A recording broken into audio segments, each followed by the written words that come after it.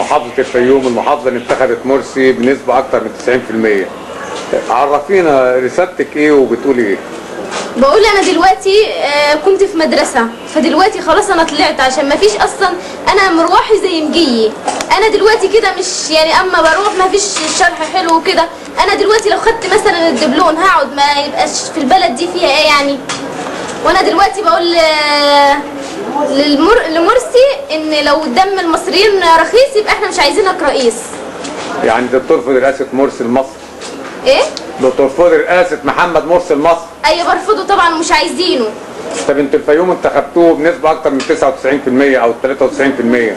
ده يكون اللي هو رئيس محافظ ان هو يصلح لنا البلد، مش يخرب في البلد ويبيع لنا الميه ويقطع لنا النور. احنا دلوقتي بيقطع النور بالساعه والساعتين، الناس بتتعطل.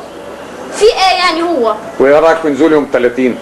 انا طبعا اول واحده هنزل واشارك في الموضوع دوت، علشان انا قلت برضو إن لو دم المصريين رخيص يبقى احنا مش عايزينك رئيس. وانا بقول للمرسي يرحم، احنا مش عايزينك، ارحل، لو عندك كرامه ارحل.